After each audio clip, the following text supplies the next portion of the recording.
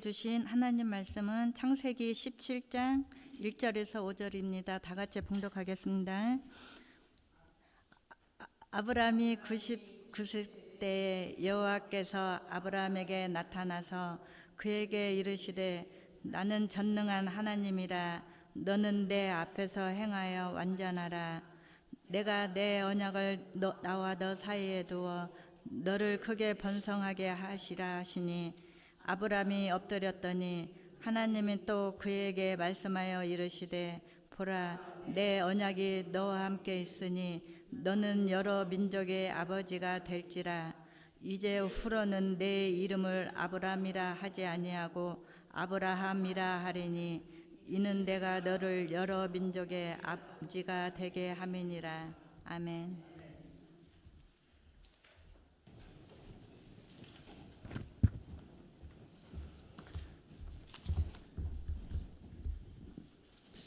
할렐루야.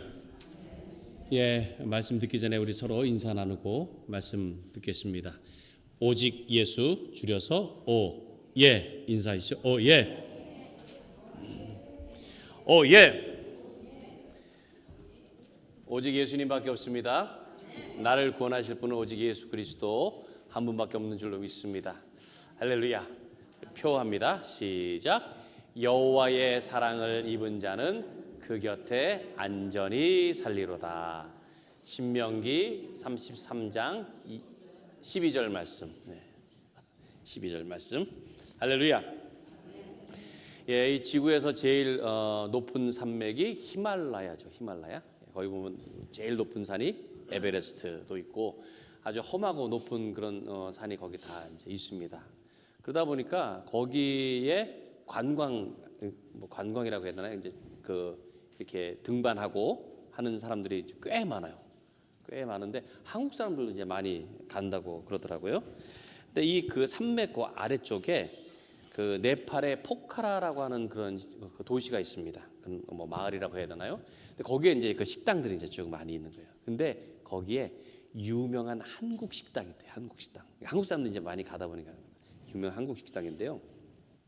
이 식당은 주인이 한국 사람이 아니에요. 한국 사람이 아니고 그 네팔 본토인이랍니다. 근데 이분이 뭐 한국을 가본 적도 없고요, 또 뭐 한국 식당을 해본 적도 없어요. 그러니까 처음에는 이게 원래 네팔 음식을 이제 파는 그런 식당이었는데 이게 나중에 한국 식당으로 아주 유명한 그런 맛집이 된 겁니다. 근데 그게 어떻게 해서 그렇게 됐느냐 알아보니까 이 주인이 굉장히 친절한 거예요. 아주 친절. 근데 한국 사람들이 이제 와서 이제 찾아왔을 거 아니에요. 처음에 이제 뭐 네팔 음식이라도 먹으려고.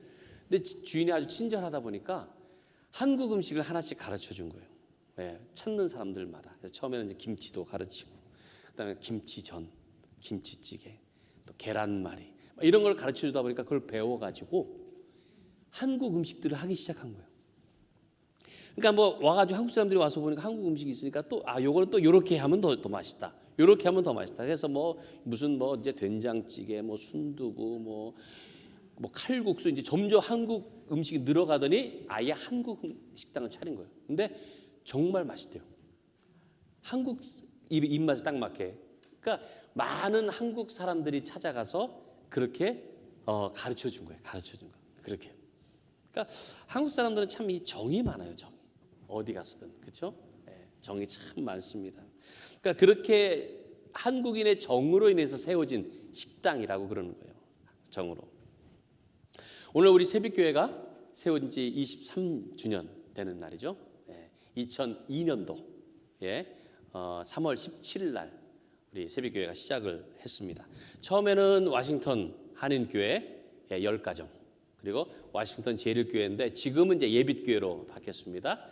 거기서 10가정, 그래서 20가정이 함께 와서 예배도 드려주고, 오후에 예배도 드려주고 사역도 같이 해주고 정을 나눈 거예요. 정을 말 그대로 우리 한국인의 특유의 그런 걸로 해서 오전에는 본교회 예배하고 오후에는 와서 같이 예배 드려주면서 같이 이렇게 함께 했던, 그래서 그런 덕분에 우리 교회가 지금까지 이렇게 이어오게 된 줄로 믿습니다.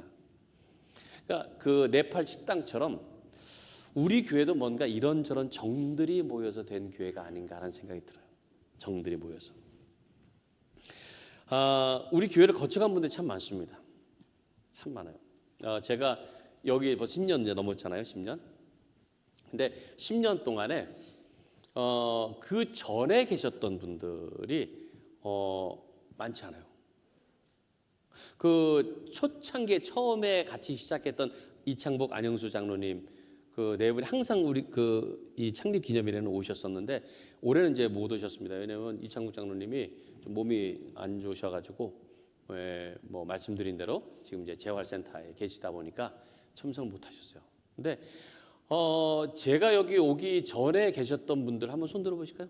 제가 오기 전에 몇 분 안 되세요. 예, 우리 또 여기만 모여 계시네. 뭐 일부러 그런 건 아닌데 어쨌든 여기 그러니까 몇 분 안 돼요. 다 저 이후에 이제 오신 분들입니다. 예.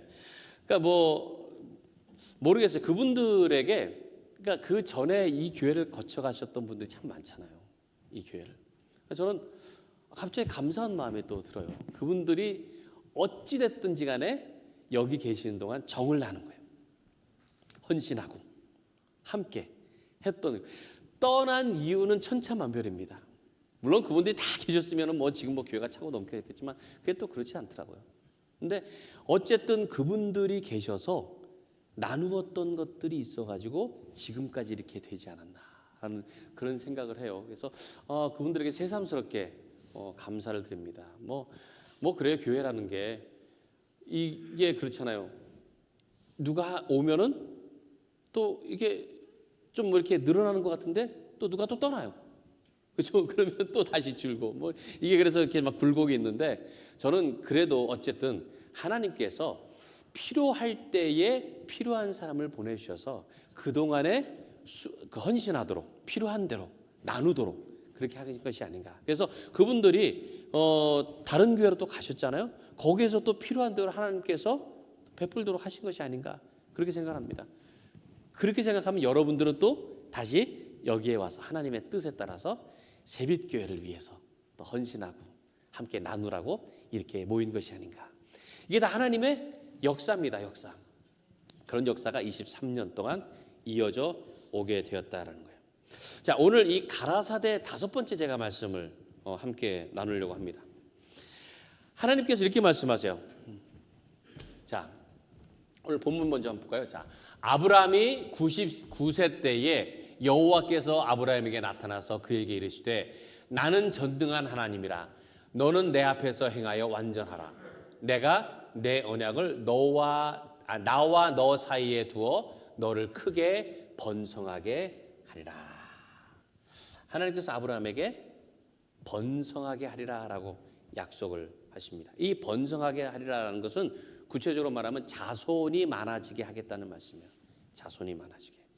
하나님께서 처음부터 이렇게 복을 주시며 인간들에게 복을 주시면서 말씀하신 것이 번성하라는 거잖아요. 번성. 그러니까 자녀가 많아지라는 거예요. 번성하라고 하는 거예요. 처음에 아브라함을 부르셨을 때의 나이가 75세였습니다. 75세. 그때는 아들이 없었어요. 근데 그 당시에도 내가 너로 큰 민족을 이루겠다라고 약속하셨습니다. 75세. 그리고 나서 24년이 흐른 거예요. 24년. 근데 그동안에 아들이 없었어요. 지금 나이가 어떻게 됩니까? 99세가 된 거예요. 99세. 근데 99세면은 이제는 아이를 낳는 것 자체가 좀 불가능한 그런 상태가 되는 겁니다. 그러니까 어찌 보면 하나님께서 나를 통해서 민족을 크게 이루시겠다는데 아들이라도 주셔야 뭘 해야 되는 거 아닌가라는 그런 생각이 들어요. 그러면 뭔가 이게 약속이 이루어질 기미가 보이지 않는 그런 상태입니다. 99세, 이제 100세 되니까. 물론 그 사이에 그 아브라함의 아내 사라, 그 전에 이제 사레였죠, 사레. 이 사레가 아이를 이제 가질 수 있는 그런 나이가 아니에요. 90세가 된 거예요, 이제. 그리고 이제는 더 그것도 어려워지는 겁니다. 점점 더 어려워지는 거예요. 그러니까 진짜 그때 그래서 사실은 그 몸종인 하갈을 통해서 이스마엘을 낳았습니다. 근데 하나님께서 그거 아니라고 그랬어요. 네가 직접 낳을 것이라고 했습니다. 근데 벌써 이제 그 아내도 이제 90이 다 된 거예요. 그러니 어떻게 합니까? 그러니까 보니까 하나님께서 이루실 이 약속 이거 이루어질 수가 없을 것 같다. 이루어지기 어렵다는. 그런데 오늘 하나님께서 다시 말씀하세요. 다시 너로 크게 번성하게 하리라. 24년 만에 다시 부르시다. 전혀 절망적이고 전혀 가능성이 없는 그 상태에서 어찌 보면은 아브라함도 그렇고 사라도 그렇고 거기에 대해서 이제 끝났는가 보다 그렇게 생각할 즈음에 네 자손을 많게 하겠다는 거예요. 그러니 그 하나님 말씀이 어떻게 들렸겠어요? 아브라함의 입장에서. 자, 3절부터 볼까요? 3절부터. 아브라함이 엎드렸더니 하나님이 또 그에게 말씀하여 이르시되 보라 내 언약이 너와 함께 있으니 너는 여러 민족의 아버지가 될지라. 이후로는 내 이름을 아브라함이라 하지 아니하고 아브라함이라 하리니 이는 내가 너를 여러 민족의 아버지가 되게 함이니라. 하나님께서 하신 말씀을 듣고 아브라함이 어떻게 했습니까? 엎드렸다 그랬어요. 엎드렸다. 이 엎드렸다는 게 그냥 엎드린 게 아니고 얼굴을 땅에 댔다는 거예요. 무엇을 의미합니까? 복종이래. 복종. 하나님 그 말씀대로 내가 순종하겠다. 받아들이겠다. 믿겠다는 거예요. 지금 나이가 100세 되고 아내가 90세. 모든 것이 다 뭐 더 약속을 이루려고 해도 그거 쉽지 않은. 그런데 아브라함은 그것을 믿었다는. 불가능하고 절망적인 상황이지만 하나님의 말씀이니까 이루어질 것이다. 믿었다. 엎드렸다는 거예요. 그랬더니 하나님께서 어떻게 하세요? 이름을 바꿔주세요. 이름을. 그전엔 아브람이었습니다. 아브람. 이거는 뭐 위대한 아버지, 존귀한 아버지, 그냥 큰 아버지 이런 뜻이에요. 근데 아브라함으로 바꾸신 거예요. 여러 민족의 아버지라는 거예요. 큰 민족의 아버지. 그냥 위대한 아버지 정도가 아니고 아예 민족의 조상이라고 하는 이름을 주신 겁니다. 그리고는 번성할 것이다. 하나님의 약속대로 그렇게 말씀하시고 그리고 어떻게 됩니까? 그 이후에 정말 기적과 같이 사라가 아이를 낳습니다. 누구죠? 이삭. 그리고 그 이삭을 통해서 자손이 드러나게 됩니다. 그래서 결국 아브라함이 이스라엘 민족의 아버지가 된 거예요. 아버지가. 정말 그 이름대로 아브라함이 됐습니다. 그 아들 이삭을 낳고서는 이삭이 40세가 되었을 때에 그러니까 며느리죠. 아내를 이제 맞이하게 합니다. 그게 리브가죠. 그래서 이삭과 리브가 사이에 아이를 낳아야 되는데 사실은 금방 낳지 못했어요. 20년이 된 다음에 낳습니다. 그러니까 아이를 갖지 못해가지고 성경에 보면 하나님 앞에 계속 기도를 했어요. 간구했더니 하나님께서 20년 만에 아들 둘을 주셨습니다. 누구죠? 에서와 야곱. 그렇게 주셨어요. 그래서 에서와 야곱을 아브라함이 보고 그리고 아브라함이 그들이 15살쯤 됐을 때에 세상을 떠났어요. 그래서 아브라함이 175세에 세상을 떠납니다. 그러니까 정말 100세의 그 말도 안 되는 상황에서 아들을 주셨다고 해서 이삭이 생기고 그리고 손주 둘을 보고 그리고 떠난 거예요. 그러니까 얼마나 참 감사한 마음이었겠습니까?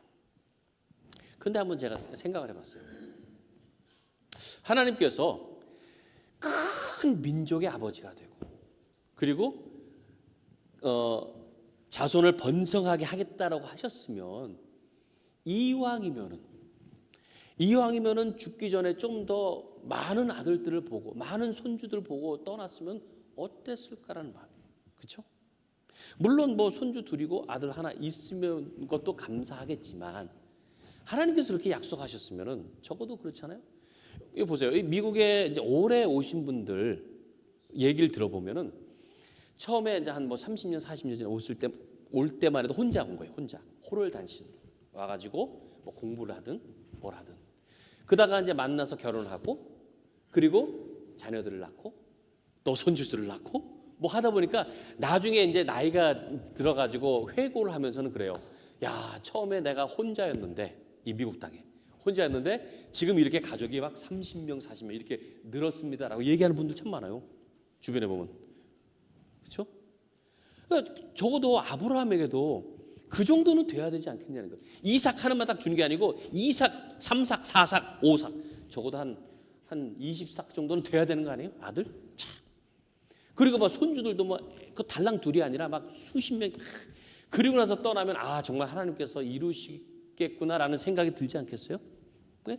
그런 어찌 보면 왜 하나님께서는 좀 약속을 하셨으면 좀 이왕이 한 번에 그냥 풍성하게 팍 주시지라는 생각이 들 수가 있어요. 근데 하나님께서 그렇게 안 하시다는 거예요. 하나님께서 약속은 반드시 이루십니다. 근데 절대 서둘지 않으시다는 거예요. 절대 하나님의 정하신 때 하나님의 방법으로 조금씩 이루어가시는 거예요. 왜? 그래야 하나님께서 하신다는 것을 알기 때문에 그래요. 안 그러면 내가 다 한 줄 알아요. 내가 다 한 줄 알아요. 하나님께서는 그것을 알게 하신다는 거예요. 자, 하나하나 아들 하나였습니다. 손주 둘이었습니다. 근데 그 손주 야곱이 아이를 낳아요. 몇 명을 낳습니까? 12명을 낳는 거예요. 12명. 그 12명을 낳고서는 그리고 나서 보니까는 애굽으로 옮겨갈 때는 성경에 보니까 70명이 되었다 그래서 70명. 그리고 애굽에서 수백 년 있다가 거기서 나올 때 모세가 데리고 나올 때 몇 명이에요? 남자 장정만 60만 명이 된 거예요. 하나님께서 그렇게 이루신 거예요. 몇백 년 후에 그렇게 이루신 거예요. 그러니까 처음에는 미약해 보이지만 하나님께서 약속하신 건 반드시 이루신다는 거예요. 심히 창대해지고 심히 번성하게 하나님께서 이루시는 줄로 믿습니다. 말씀하신 대로. 저는 이 말씀 속에 우리 새빛교회도 바로 그런 믿음을 가지고 살아야 된다고 생각을 해요. 우리 교회를 향해서도 하나님께서 크게 번성하게 하리라. 크게 번성하게 하리라. 저는 그 약속이 있는 줄로 믿습니다. 지금은 비록 아무것도 보이지 않아요. 아무것도 보이지 않고 마치 아브라함이 99세가 된 것처럼 어찌 보면 우리가 교회가 유지나 되려나? 라는 생각이 들 수도 있어요. 가능성이 없어 보이고. 근데 우리가 이 말씀을 의지하고 믿으면 반드시 하나님의 약속이 이루어지는 줄로 믿습니다. 저는 확신합니다. 지금은 이렇게 뭔가 이렇게 늘어나는 거 한 사람이 오면 한 사람 가고 어느 때는 두 사람이 오면 세 사람 가고 이러긴 하지만 저는 그것도 하나의 과정이라고 생각해요. 어찌 보면 아들 이삭 하나이기 때문에 얼마나 소중했겠습니까? 그 하나님께서 허락하신 약속이. 그러니까 우리가 한 사람이라도 왔을 때 소중하게 생각할 수 있도록 그렇게 하시는 거예요.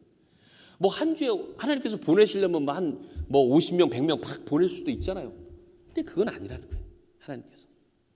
그래서 하나님께서는 더딘 것 같지만 하나하나 확실하게 이루어 가시는 그 약속이 우리 교회도 분명히 있는 줄로 믿습니다. 우리 세대가 아닐 수도 있어요. 우리 다음 세대가 될 수 있습니다. 그러나 우리는 그 믿음을 가지고 새빛교회가 하나님께서 반드시 번성하게 하리라. 그 말씀대로 하나님께서 말씀하신 대로 이루어지게 될 것을 믿고 나아가야 될 것입니다. 자, 그러기 위해서는 하나님 말씀 우리가 깊이 새겨야 돼요. 우리가 어떻게 해야 되는가? 자, 1절 말씀 다시 한번 봅니다. 1절 같이 읽습니다. 시작. 아브라함이 99세 때에 여호와께서 아브라함에게 나타나서 그에게 이르시되 나는 전능한 하나님이라 너는 내 앞에서 행하여 완전하라. 뭐라고 말씀하세요? 완전하라. 하나님의 말씀을 이루어 주실 건데 어찌 보면 그 전에 너가 해야 될 것이 있다면 그게 뭐예요? 완전하라. 이 완전하라라고 하는 히브리 단어는 타밈이라고 합니다. 타밈. 이거는요 어떤 완벽하고 완전한 상태 이런 의미가 아니에요. 흠이 없다라는 뜻입니다. 그러니까 perfect하게라는 뜻이 아니고요. blameless예요. blameless. 그러니까 우리 이제 한국말로 하다 보니까 완전하라라고 했지만 흠이 없다는 뜻입니다. 흠이 없다. 그러니까 우리는 완전할 수 없습니다. 완전한 건 하나님 한 분밖에 없어요. 주님만이 완전하신 분이세요. 근데 우리에게 말씀하시는 건 뭐냐면 흠이 없게 하라는 거예요. 흠이 없게. 원래 하나님께서 당신의 형상을 따라서 우리를 만들어 주셨습니다. 그러면 그 형상 그대로 잘 유지하라는 거예요. 유지. 하나님의 그 선한 모습, 하나님의 그 보기에 좋은 그 모습을 유지합니다. 흠이 생기지 않도록 하라는 거예요. 하나님께서 모세를 통해서 율법을 주실 때에 제물을 가져올 때 어떻게 가져오라고 그랬어요? 흠이 없는 걸 가져오라고 그랬어요. 흠이 없는 거. 상처 나고 뭔가 부족한 거 그런 게 아니고 흠이 없는 거. 우리가 지금 하나님 앞에 예배 드리는 것도 우리가 산 제물로 드리는 거잖아요. 그럼 여러분의 모습이 어때야 됩니까? 흠 없는 제물처럼 드려야 됩니다. 흠이 없는. 하나님 앞에 우리가 거룩한 모습으로 드리는 겁니다.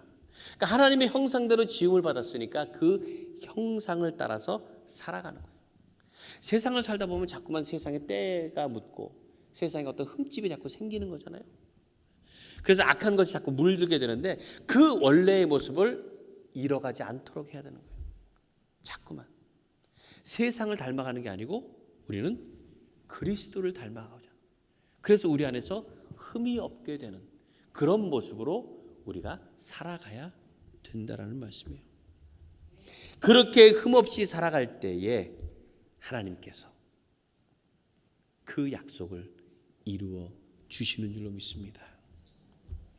사도 바울이 빌립보 교회를 향해서 이렇게 공고했습니다. 빌립보서 2장 12절부터 16절까지 말씀인데요. 우리 같이 한번 읽습니다. 시작. 그러므로 나의 사랑하는 자들아, 너희가 나 있을 때뿐 아니라 더욱 지금 나 없을 때에도 항상 복종하여 두렵고 떨림으로 너희 구원을 이루라. 너희 안에서 행하시는 일은 하나님이시니 자기의 기쁘신 뜻을 위하여 너희에게 소원을 두고 행하게 하시나니 모든 일을 원망과 시비가 없이 하라. 이는 너희가 흠이 없고 순전하여 어그러지고 거스르는 세대 가운데서 하나님의 흠없는 자녀로 세상에서 그들 가운데 빛들로 나타내며 생명의 말씀을 밝혀 나의 다름질이 헛되지 아니하고 수고도 헛되지 아니하므로 그리스도의 날에 내가 자랑할 것이 있게 하려 함이라. 뭐라고 당부합니까? 항상 복종해서 두렵고 떨림으로 구원을 이루라 하세요. 우리가 구원을 이루어가는 겁니다. 하나님께서 물론 구원을 주셨지만 그 구원이 나에게서 멀어지지 않도록 내가 두렵고 떨림으로 같이 이루어간다. 그리고 하나님의 기쁘신 뜻을 어찌 보면 내 소원으로 삼아야 되는 거예요. 내 소원으로. 또 모든 일에 원망과 시비가 없이 하라고 했습니다. 그러한 것들을 통해서 우리가 흠 없이 하나님 앞에 서야 되는 거예요. 흠 없이. 그렇게 흠이 없어야 하나님의 약속이 우리를 통해서 확실하게 분명하게 이루어지게 된다는 말씀이에요. 어그러지고 거스르는 그런 세대 가운데서 하나님의 흠 없는 자녀로 빛을 내며 사는 것, 이것이 필요합니다. 우리 교회가 새빛 교회잖아요. 새빛. 빛을 내며 살아야죠. 빛을. 흠이 있으면은요, 빛을 우리가 반사할 때에 그게 제대로 다 반사되지 않습니다. 빛을 빌 때 우리가 깨끗하게 흠이 없게 있어야 하나님의 빛을 나를 통해서 세상 가운데 비출 수 있게 된다. 그래서 흠 없는 모습으로 하나님의 빛을 그대로 비칠 수 있는 도구가 되는 우리 교회 여러분 모두가 되시길 바랍니다. 하나님께서 우리에게 말씀하세요. 하나님이 가라사대 너로 크게 번성하게 하리라. 이 말씀이 우리에게 하시는 말씀인 줄로 믿습니다. 우리를 크게 번성하게 하실 것입니다. 지난 23년 동안에 우리를 돌보시고 인도하신 하나님, 그 하나님께서 우리 교회를 지켜주신 것, 이제는 이 교회가 번성하게 되도록 하나님께서 이끌어 주시는 것을 믿고 하나님의 자녀답게 흠없이 순종하며 따르는 여러분들 되시기를 주님의 이름을 간절히 바랍니다. 이 확신을 가지고 믿음으로 살아갈 때에 우리의 모습 가운데서 하나님의 빛이 비춰짐으로 인해 우리가 알 수 없지만 언젠가는 하나님의 그 약속이 이루어지는 놀라운 날을 보게 될 것을 믿습니다. 그런 은혜 가운데 또 그런 믿음 가운데 사시는 여러분 모두가 되시기를 주님의 이름으로 간절히 축원합니다. 이 시간 함께 찬양하고 기도하도록 하겠습니다.